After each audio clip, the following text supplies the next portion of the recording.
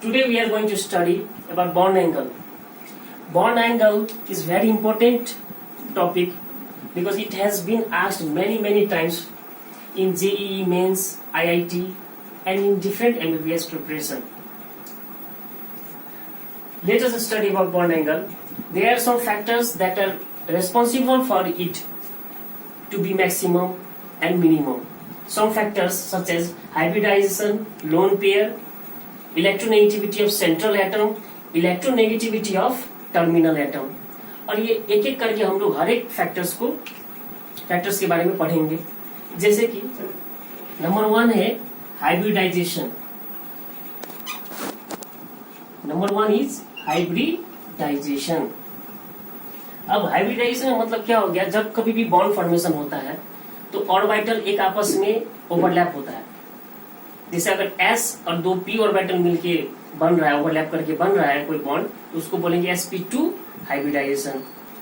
उसी तरह से S और p मिलके ओवरलैप करके बन रहा है तो sp हाइब्रिडाइज्ड और sp3 इसी तरह से। सपोज हाइब्रिडाइजेशन अब कैसे निकाला जाए, if you have been given any compound suppose NH3 N, so let us study about hybridization. Suppose कोई एग्जांपल दे रहे हैं NH3 एमोनिया, एक ले लेते हैं H2O वाटर। अब इन दोनों का हाइब्रिडाइजेशन कैसे निकालेंगे। एमोनिया जैसे इनऑर्गेनिक कंपाउंड सब है ये सब, इसमें क्या होता है, एक ट्रिक बता देते हैं हम कि total number of valence electron divide by, ठीक है, डिवाइड बाय 8 करना है। कब करना है, if total number of valence electron divide by 8 करेंगे, या तो total number of valence electron divide by 2 करना है। और 8 कब करना है, व्हेन, जिससे ये कब होगा, जब when valence electron is greater than 8 और इक्वल टू 8। ग्रेटर देन 8 अगर है तो हम लोग क्या करेंगे, डिवाइड बाई 8 करेंगे। If valence electron is less than 8 then we will divide by 2, ठीक है। अगर ज्यादा है तो क्या करेंगे, डिवाइड बाई 8 करेंगे, लेस है तो डिवाइड बाई 2 करेंगे। अभी इतना ही हम लोग समझते हैं, क्योंकि I will be uploading about hybridization tricks in next videos, upcoming videos. Till then we will study about the hybridization trick in short way. Okay, let us find the hybridization of NH3. अब ammonia में nitrogen का जो valence electron है कितना है, it is 5 + 3 8। अब 8 divide by क्या करेंगे, टोटल तो 8 है, 8 से कम ही हुआ, 8 से कम है तो डिवाइड बाय क्या करना है, 2 करना है, देन इट विल बी 4। 4 का मतलब हो गया कि sp3 हाइब्रिडाइज हो जाएगा, sp3 3 1 4 हो गया, means total number of orbital कितना है, 4 है, that means 3 and 1 4 sp3 hybridize ammonia. अब इसी तरह से H2O का अगर निकालेंगे, इसका निकालते हैं। H2O में क्या हो जाएगा, ऑक्सीजन का वैलेंस इलेक्ट्रॉन, ऑक्सीजन का होता है 6 + 2 8 8 डिवाइड बाई 2 फिर क्या हो जाएगा 4, and it is also sp3 hybridized. ये तो हो गया इनऑर्गेनिक का part. What happens when organic compounds are taken, suppose let us take CH triple bond CH, ये एक अल्काइन है, ठीक है। अल्काइन, अब अल्किन देखते हैं, CH2 double bond CH2, alkene ले लेते हैं CH3 तो इन लोगों में क्या होगा, ये sp हाइब्रिडाइज है, ये भी ट्रिपल बॉन्ड है, एक सिग्मा 2 पाई बॉन्ड होता है। इसी तरह से ये sp2 है, 1 सिग्मा है 1 pi bond and it has only sigma bonds, तो ये क्या हो जाएगा sp3 hybridize. So what we are talking about, alkyne has sp hybridized। अब sp है तो इसका बॉन्ड एंगल कितना हो जाएगा, 180 डिग्री, ये लीनियर शेप का होता है। उसी तरह sp2 क्या हो गया, प्लानर हो जाएगा।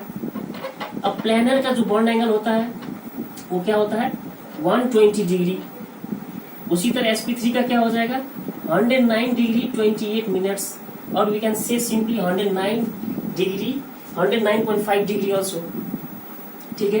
तो इस तरह से ऑर्गेनिक और इनऑर्गेनिक का हाइब्रिडाइजेशन देख के हम लोग कैसे मालूम कर सकते हैं, let us see some examples related hybridization. Okay, start. Let us see now lone pair. अब लोन पेयर का मतलब क्या हो गया कि जैसे एक एग्जांपल देते हैं, एमोनिया का एग्जांपल लेंगे, NH3। अभी NH3 में क्या हो गया, नाइट्रोजन हैज 5 वैलेंस इलेक्ट्रॉन्स, उसमें से 3 तो बॉन्ड बनाने में यूज हो गया है, बचा क्या 2, that mean it has 1 lone pair. इस तरह से तो लोन पेयर ये एक हुआ। उसी तरह से वाटर में कितना हो जाता है, वाटर हैज H2O, ऑक्सीजन के पास 6 वैलेंस इलेक्ट्रॉन है, उसमें से 2 तो यूज हो गया, रह गया 2 लोन पेयर्स, मीन्स 4 इलेक्ट्रॉन्स। कुछ इस तरह से रहेगा। इस तरह से हम लोग क्या मालूम कर सकते हैं कि how many lone pairs does a compound have. अब क्या देखना है हम लोग को, यहाँ पे तो एक ही लोन पेयर है और यहाँ पे 2 लोन पेयर है। तो लोन पेयर का जो lone pair is just inversely proportional to bond angle. मगर अगर लोन पेयर ज्यादा है तो बॉन्ड एंगल कम होगा। क्यों कम होगा, क्योंकि हम लोग को मालूम है कि लोन पेयर जो होता है रिपल्सन वो ज्यादा होता है। क्या चीज से, लोन पेयर बॉन्ड पेयर, ऐसा ना। अब थोड़ा देखते हैं हम लोग कि ये इसमें एक ही लोन पेयर है, that means it will have lone pair and bond pair repulsion. इसमें क्या है, ये बॉन्ड पेयर है, यहाँ देख सकते हैं, यहाँ पे क्या है, इलेक्ट्रॉन क्लाउड है, इसको क्या बोलते हैं, यहाँ की इलेक्ट्रॉन डेंसिटी है, जिसके वजह से ये लोन पेयर और बॉन्ड पेयर के साथ क्या हो जाएगा, एक आपस में रिपल्सन आएगा। रिपल्सन की वजह से ये क्या हो जाएगा, थोड़ा कुछ इस तरह से बॉन्ड जो होता है, ये सपोज लोन पेयर है, ये बॉन्ड पेयर है, तो ये क्या हो जाएगा, ये रिपल्सन करके ये थोड़ा इसको नीचे कर देगा। नीचे करने की वजह से बॉन्ड एंगल घट जाएगा।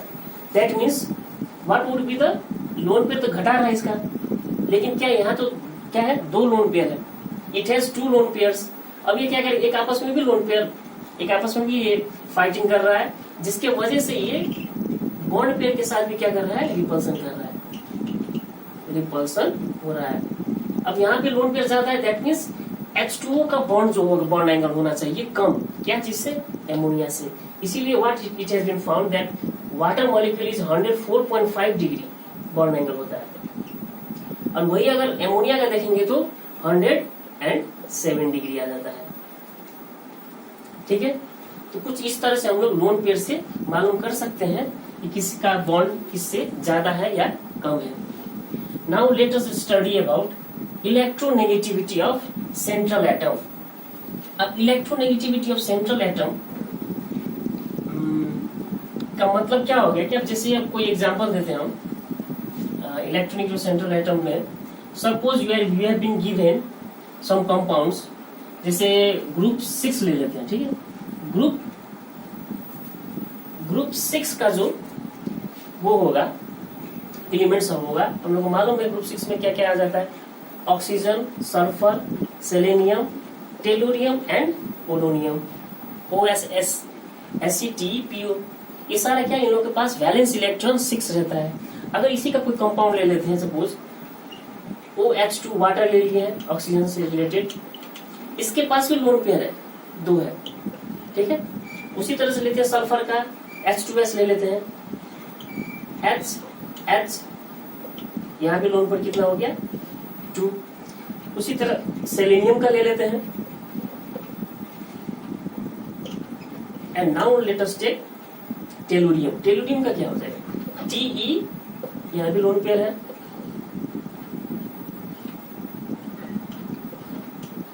सब कुछ इस तरह से कंपाउंड देगा। ये क्वेश्चन पूछा हुआ है भी जेईई मेंस में, अरेंज करो ऑर्डर में from the greater to smaller bond angle. तो अब पता क्या लगाना है कि electronegative central atom, what is the central atom in this compound. Water में क्या हो गया, ऑक्सीजन इज द सेंट्रल, क्या हो गया, ये सेंट्रल एटम है, ये सेंट्रल। इसी तरह सल्फर है, SE है और TE है। अब क्या देखना है, लोन पेयर क्या है, how many lone pairs does it has. Lone pair तो सब में 2 है, मतलब सेम है लोन पेयर। क्या इसका हाइब्रिडाइजेशन सेम है, हाँ हाइब्रिडाइजेशन भी सेम है, स्ट्रक्चर सेम है, हाइब्रिडाइजेशन भी sp3 ही आएगा। ठीक है, ये भी सेम। अब क्या हो गया कि सेंट्रल जो एटम है, oxygen, sulphur, selenium and tellurium में इलेक्ट्रोनेगेटिविटी किसका ज्यादा है। What we have studied that whenever we go down the group, अगर नीचे आते हैं हम लोग ग्रुप के तो क्या हो जाता है, इलेक्ट्रोनेगेटिविटी घटता है। जैसे जैसे नीचे आते हैं En, electronegativity goes on decreasing, जिसके वजह से ऑक्सीजन के पास क्या हो गया, इलेक्ट्रोनेगेटिविटी ज्यादा है। अगर ये ज्यादा है तो इलेक्ट्रोनेगेटिविटी का मतलब क्या हो जाता है कि it tends to attract the electrons, मतलब इलेक्ट्रॉन डेंसिटी जो होता है बॉन्ड में वो अपने तरफ क्या हो जाता है, खींच लेता है, जिसके वजह से इलेक्ट्रॉन क्लाउड कहाँ ज्यादा आ गया, किसके पास, ऑक्सीजन के पास ज्यादा आ गया। नहीं, अगर ऑक्सीजन के पास ज्यादा है, देखिए यहाँ भी इलेक्ट्रॉन, यहाँ भी एक आपस में डिस्टेंस ज्यादा नहीं है, कम डिस्टेंस मतलब रिपल्सन ज्यादा होगा, और रिपल्सन जैसे ही ज्यादा होगा तो ये बढ़ेगा। अगर ये बॉन्ड बढ़ेगा that means bond angle will increase, yes ना। मतलब सबसे ज्यादा किसका होना चाहिए, इसका, उससे कम इसका, फिर इससे कम इसका, सबसे कम इसका। What would be the order, order देख लेते हैं। H2O ज्यादा हो गया H2S से, फिर H2Se, उसके बाद H2T। तो कुछ इस तरह से बॉन्ड एंगल इसका होता है, इधर जैसे बढ़ते चला जाएगा, ठीक है। Now let us see about the electronegativity of terminal, now let us see about the electronegativity of terminal atom. इसका भी कोई एग्जांपल हम लेते हैं। अब जैसे टर्मिनल एटम का मतलब क्या हो जाता है, suppose we are taking PBr3, तो PBr3 का जो स्ट्रक्चर हो जाएगा, यहाँ भी Br और Br रहेगा। अब PBr3 में देखिए फॉस्फोरस कौन सा ग्रुप में पड़ता है, फॉस्फोरस पड़ता है 5A में, ठीक है, जिसमें से NPASSBBi, nitrogen, phosphorus, arsenic, antimony, bismuth रहता है। उसमें से हम लोग ये ले रहे हैं फास्फोरस, जिसमें क्या रह जाता है 5 वैलेंस इलेक्ट्रॉन, उसमें से 3 बॉन्ड पेयर के लिए गया, 2 रह गया यहाँ as a lone pair. PBr3 ले रहे हैं, अब PCl भी ले लेते हैं, Cl, एक लेते हैं PF3, F एंड F, ठीक है। इस तरह से अगर इन तीनों में what would be the bond angle order, question इस तरह से पूछा गया है जेईई मेंस में भी, तो किस तरह से मालूम करेंगे। यहाँ पे क्या देख रहे हैं कि टर्मिनल एटम क्या है, Br है, this is the terminal atom, ठीक है। यहाँ Cr है, यहाँ F है, ये सारा क्या है, हेलोजेंस है। और हम लोग को क्या मालूम कि हेलोजेंस कौन से ग्रुप में पड़ता है, 7A में, ऐसा ना, FCl Br I। और इलेक्ट्रोनेगेटिविटी अगर देखा जाए तो इसका क्या हो जाएगा 4 होगा, इसका क्या हो जाएगा 3 अप्रोक्सीमेटली होगा, इसका क्या हो जाएगा अप्रोक्सीमेटली 2.5 की तरफ जाएगा, ये क्या हो जाएगा अप्रोक्स 2। सबसे ज्यादा जो है फ्लोरीन का ही होता है, इसका सबसे ज्यादा, जैसे आगे से क्या है कि टर्मिनल एटम मोर इलेक्ट्रोनेगेटिव, ये क्या है, it is more electronegative, that means इसका सबसे कम आना चाहिए बॉन्ड एंगल। क्यों, बिकॉज बॉन्ड एंगल जो है that is inversely proportional to the electronegativity of terminal atom, ठीक है। कैसे, तो हम लोग फिर इसका थोड़ा कॉन्सेप्ट ले लेते हैं। सपोज देखिए, मान लीजिए कि ये P है, ये लोन पेयर है, ये F या आखिर Q सबसे कम माना गया, ठीक है। PF3 में फ्लोरीन का सबसे ज्यादा इलेक्ट्रोनेगेटिविटी होता है।